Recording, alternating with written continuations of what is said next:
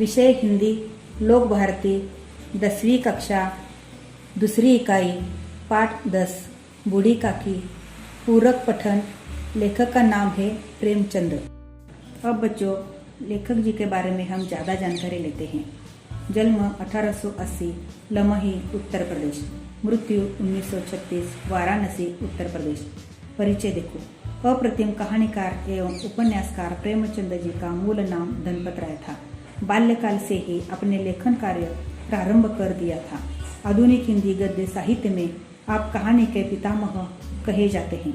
आपकी कहानियों, उपन्यासों में शोषित किसान, मजदूर, स्त्रियों आदि की समस्याओं का विस्तृत चित्रण मिलता है। अब कृतियाँ देखो। मानसरोवर भाग 1 से, जंगल की कहानियाँ, कहानी संग्रह, गोदान, गबन, सेवा सदन, कर्मभूमि, कायाकल्प, उपन्यास, प्रेम की वेदी, करबला, संग्राम, नाटक, टॉल्स्टॉय की कहानियाँ, आज़ाद कथा, गाल्सवर्दी के 3 नाटक, हड़ताल, न्याय, चांदी की डिबिया, अनुवाद। अब बच्चों, गद्य संबंधी हम जानकारी देखते हैं। प्रस्तुत कहानी के माध्यम से प्रेमचंद जी ने समाज में व्याप्त वादाखिलाफी विरुद्धों के प्रति तिरस्कार की भावना पर जोरदार प्रहार किया है। यहाँ कहानीकार ने बुजुर्ग जनों के मन का मनोवैज्ञानिक विश्लेषण करते हुए उनके प्रति आदर भाव रखने हेतु प्रेरित किया है। अब बच्चों, पूरक पठन, बूढ़ी काकी, इस पाठ की ओर देखते हैं। ध्यान से सुनिए। बुढ़ापा बहुता बचपन का पुनरागमन हुआ करता है। बूढ़ी काकी में जिह्वा स्वाद के सिवा और कोई चेष्टा शेष न थी और न अपने कष्टों की ओर आकर्षित करने के लिए रोने के अतिरिक्त कोई दूसरा सहारा ही। समस्त इंद्रियां, नेत्र, हाथ और पैर जवाब दे चुके थे। पृथ्वी पर पड़ी रहती और घर वाले कोई बात उनकी इच्छा के प्रतिकूल करते। भोजन का समय टल जाता या उसका परिमाण पूर्ण न होता अथवा बाजार से कोई वस्तु आती और न मिलती तो ये रोने लगती थी। उनका रोना, सिसकना साधारण रोना न था। वे गला फाड़ फाड़ कर रोती थी। उनके पतिदेव को स्वर्ग सिधारे कालांतर हो चुका था। बेटे तरुण होकर चल बसे थे। अब एक भतीजे के सिवाय और कोई न था। उसी भतीजे के नाम उन्होंने अपनी सारी संपत्ति लिख दी। लिखाते समय भतीजे ने खूब लंबे चौड़े वादे किए, किंतु वे सब वादे केवल कुली डिपो के दलालों के दिखाए हुए सब्ज बाग थे। यद्यपि उस संपत्ति की वार्षिक आय 150 रुपये से कम न थी, तथापि बूढ़ी काकी को पेट भर भोजन भी कठिनाई से मिलता था। इसमें उनके भतीजे पंडित बुद्धिराम का अपराध था अथवा उनकी अर्धांगिनी श्रीमती रूपा का, इसका निर्णय करना सहज नहीं। बुद्धिराम स्वभाव के सज्जन थे, किंतु उसी समय तक जबकि उनके कोष पर कोई आंच न आई। रूपा स्वभाव से तीव्र थी सही, पर ईश्वर से डरती थी। अतएव बूढ़ी काकी को उसकी तीव्रता उतनी न खलती थी जितनी बुद्धिराम के भलमन साहब। बुद्धिराम को कभी कभी अपने अत्याचार का खेद होता था। विचारते कि इसी संपत्ति के कारण मैं इस समय भला मानुस बना बैठा हूँ। लड़कों को बुढ़ों से स्वाभाविक विद्वेष होता ही है, और फिर जब माता पिता का यह रंग देखते तो वे बूढ़ी काकी को और सताया करते। कोई चुटकी काटकर भागता, कोई उन पर पानी की कुल्ही कर देता। काकी चीख मार कर रोती। हाँ, काकी क्रोधातुर होकर बच्चों को गालियां देने लगती तो रूपा घटनास्थल पर आ पहुंचती। इस भय से काकी अपनी जिह्वा कृपाण का कदाचित ही प्रयोग करती थी। संपूर्ण परिवार में यदि काकी से किसी को अनुराग था तो वह बुद्धिराम की छोटी लड़की लाडली थी। लाडली अपने दोनों भाइयों के भय से अपने हिस्से की मिठाई सबेना बूढ़ी काकी के पास बैठकर खाया करती थी। यही उसका रक्षाघर था। रात का समय था। बुद्धिराम के द्वार पर शहनाइयाँ बज रही थी और गांव के बच्चों का झुंड विस्मयपूर्ण नेत्रों से गाने का रसास्वादन कर रहा था। 4 पाइयों पर मेहमान विश्राम कर रहे थे। 2-1 अंग्रेजी पढ़े हुए नवयुवक इन व्यवहारों से उदासीन थे। वे इस गवार मंडली में बोलना अथवा सम्मिलित होना अपनी प्रतिष्ठा के प्रतिकूल समझते थे।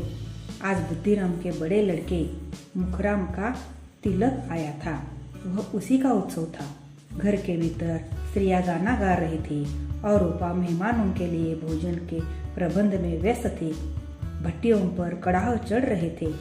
एक में पुड़िया कचौड़ियाँ निकल रही थी, दूसरे में अन्न पकवान बन रहे थे। एक बड़े हंडे में मसालेदार तरकारी पक रही थी। घी और मसाले की एक क्षुधावर्धक सुगंध चारों ओर फैली हुई थी। बूढ़ी काकी अपनी कोठरी में शोकमय विचार की भांति बैठी हुई थी। यह स्वाद मिश्रित सुगंध उन्हें बेचैन कर रही थी। आह, कैसी सुगंध है! अब मुझे कौन पूछता है? जब रोटियों ही के लाले पड़े हैं तब ऐसे भाग्य कहाँ कि भरपूर पुड़िया मिले। यह विचार कर उन्हें रोना आया। कलेजे में हुक से उठने लगी, परंतु रूपा के भय से उन्होंने फिर मौन धारण कर लिया। फूल हम घर में भी सूंघ सकते हैं, परंतु वाटिका में कुछ और बात होती है। इसी प्रकार निर्णय करके बूढ़ी काकी हाथों के बल सरकती हुई बड़ी कठिनाई में चौखट से उतरी और धीरे धीरे रेंगती हुई कढ़ा के पास आ बैठी। रूपा उस समय कार्यभार से उद्विग्न हो रही थी। कभी इस कोठे में जाती, कभी उस कोठे में, कभी कढ़ा के पास आती, कभी भंडार में जाती। किसी ने बाहर से आकर कहा, महाराज ठंडाई मांग रहे हैं। ठंडाई देने लगी। आदमी ने आकर पूछा, अभी भोजन तैयार होने में कितना विलंब है? जरा ढोल मंजीरा उतार दो। बेचारी अकेली स्त्री दौड़ते दौड़ते व्याकुल हो रही थी, झुंझलाती थी, कुड़ती थी, परंतु क्रोध प्रकट करने का अवसर न पाती थी। भय होता कहीं पड़ोसी ने यह न कहने लगे कि इतने में उबल पड़ी। प्यास से स्वयं कंठ सूख रहा था। गर्मी के मारे भूखी जाती थी, परंतु इतना अवकाश भी नहीं था कि जरा पानी पी ले अथवा पंखा लेकर झले। यह भी खटका था कि जरा आंख हटी और चीजों की लूट मची। इस अवस्था में उसने बूढ़ी काकी को कढ़ा के पास बैठा देखा तो जल गई। क्रोध न रोक सका। वो बूढ़ी काकी पर झपटी और उन्हें दोनों हाथों से झटक कर बोली, ऐसे पेट में आग लगे, पेट है या भाड़? कोठरी में बैठते हुए क्या दम घुटता था? अभी मेहमानों ने नहीं खाया, भगवान को भोग नहीं लगा, तब तक धैर्य न हो सका, आकर छाती पर सवार हो गई। इतना डूसती है, न जाने कहाँ भस्म हो जाता है। भला चाहती हो तो जाकर कोठरी में बैठो।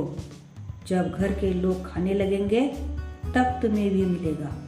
तुम कोई देवी नहीं हो कि चाहे किसी के मुंह में पानी न आ जाए, परंतु तुम्हारी पूजा पहले ही हो जाए। बूढ़ी काकी अपनी कोठरी में जाकर पश्चाताप कर रही थी कि मैं कहाँ से कहाँ पहुँच गई। उन्हें रूपा पर क्रोध नहीं था, अपनी जल्दबाजी पर दुख था। सच ही तो है, जब तक मेहमान लोग भोजन न कर चुकेंगे घर वाले कैसे खाएंगे। मुझसे इतनी देर भी न रह गया, सबके सामने पानी उतर गया। अब जब तक कोई बुलाने न आएगा नहीं जाऊंगी। मन ही मन इसी प्रकार का विचार कर वो बुलाने की प्रतीक्षा करने लगे। उन्हें एक एक पल एक एक युग के समान मालूम होता था। धीरे धीरे एक गीत गुनगुनाने लगी। उन्हें मालूम हुआ कि मुझे गाते देर हो गई। क्या इतनी देर तक लोग भोजन कर ही रहे होंगे? किसी की आवाज़ नहीं सुनती देती। अवश्य ही लोग खा पी कर चले गए, मुझे कोई बुलाने नहीं आया। रूपा चिढ़ गई है, क्या जाने न बुलाए। सोचती हो कि आप ही आएंगे, वह कोई मेहमान तो नहीं जो उन्हें बुलाओ। बूढ़ी काकी चलने के लिए तैयार हुई, यह विश्वास कि 1 मिनट में पुड़िया और मसालेदार तरकारियाँ सामने आएगी उनकी स्वादेंद्रियों को गुदगुदाने लगा। उन्होंने मन में तरह तरह के मंसूबे बांधे। पहले तरकारी से पुड़िया खाऊंगी, फिर दही और शक्कर से, कचौड़ियाँ रायते के साथ मज़ेदार मालूम होंगी। चाहे कोई बुरा माने चाहे भला, मैं तो मांग मांग कर खाऊंगी। लोग यही न कहेंगे कि इन्हें विचार नहीं। कहा करे, इतने दिन के बाद पुड़िया मिल रही है तो मुंह झूठा करके थोड़ी ही उठ जाओगे। मेहमान मंडली अभी बैठी हुई थी। कोई खाकर उंगलियां चाटता था, कोई तिरछे नेत्रों से देखता था कि और लोग अभी खा रहे हैं या नहीं। कोई इस चिंता में था कि पत्तल पर पुड़ियाँ छूटी जाती है, किसी तरह इन्हें भीतर रख लेता। कोई दही खाकर जीभ चटकारता था, परंतु दूसरा दोना मांगते संकोच करता था कि इतने में बूढ़ी काकी रेंगती हुई उनके बीच में जा पहुंची। कई आदमी चौंक कर उठ खड़े हुए, पुकारने लगे, अरे यह बुढ़िया कौन है? यह कहाँ से आ गई है? देखो किसी को छू न दे। पंडित बुद्धिराम काकी को देखते ही क्रोध से तिलमिला गए। बुढ़ियों का थाल लिए खड़े थे। थाल को जमीन पर पटक दिया और जिस प्रकार निर्दयी महाजन अपने किसी बेईमान और भोले कर्जदार को देखते ही झपट कर उसका टेंटुआ पकड़ लेता है, उसी तरह लपक उन्हें अंधेरी कोठरी में धम से पटक दिया। आशा रूपी वाटिका लू के एक झोंके में नष्ट विनष्ट हो गई। मेहमानों ने भोजन किया, घर वालों ने भोजन किया, परंतु बूढ़ी काकी को किसी ने न पूछा। बुद्धिराम और रूपा दोनों ही बूढ़ी काकी को उनकी निर्लज्जता के लिए दंड देने का निश्चय कर चुके थे। उनके बुढ़ापे पर, दीनता पर, हतज्ञान पर किसी को करुणा न आई थी। अकेली लाडली उनके लिए कुढ़ रही थी। लाडली को काकी से अत्यंत प्रेम था। बेचारी भोली लड़की थी। बाल विनोद और चंचलता की उसमें गंध तक न थी।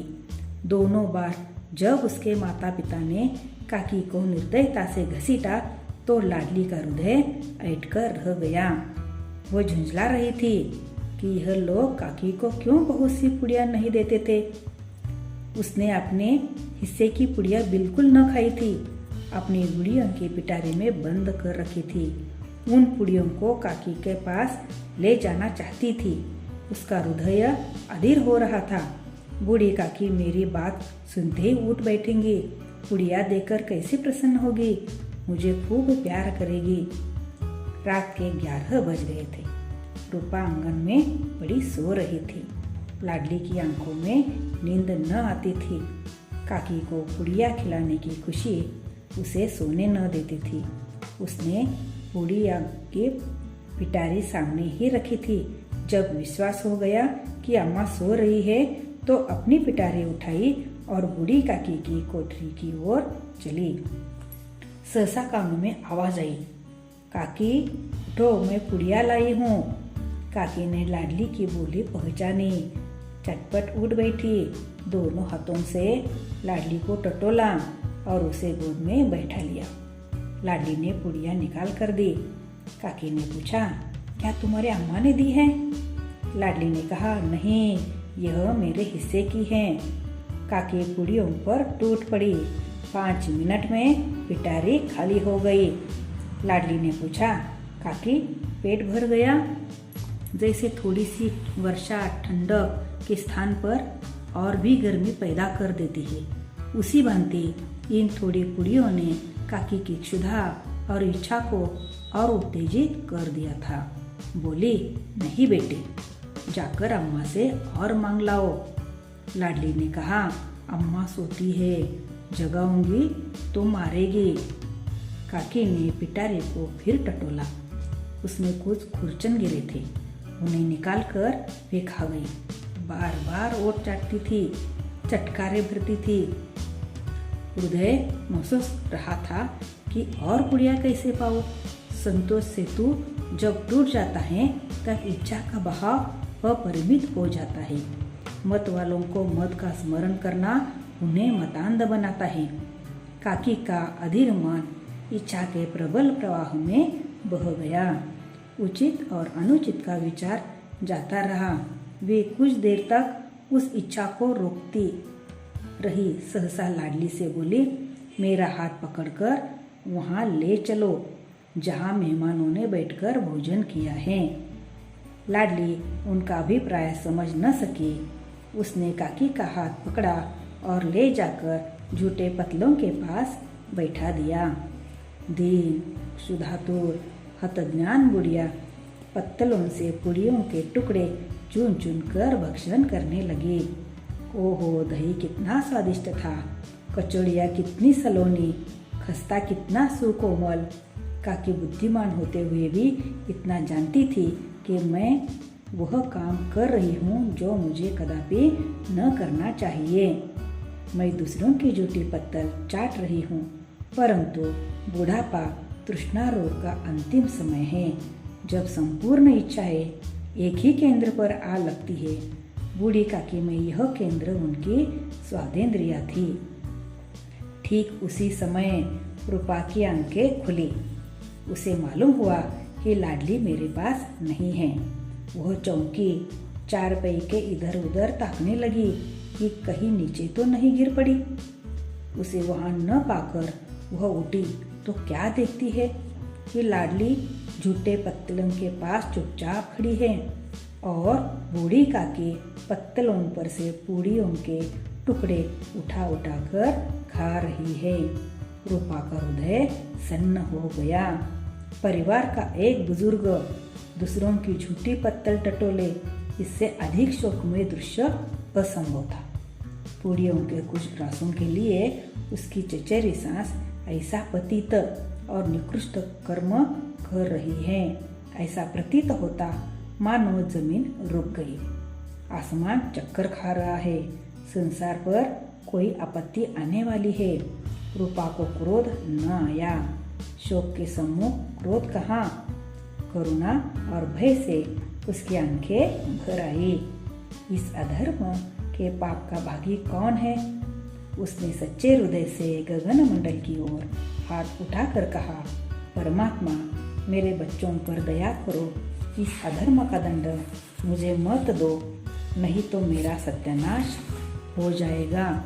रूपा को अपनी स्वार्थपरता और अन्याय इस प्रकार प्रत्यक्ष रूप में कभी न दिख पड़े। वह सोचने लगी, हाय कितनी निर्दयी हूँ, जिसकी संपत्ति से मुझे 200 रुपया वार्षिक आय हो रही है, उसकी यह दुर्गति, और मेरे कारण।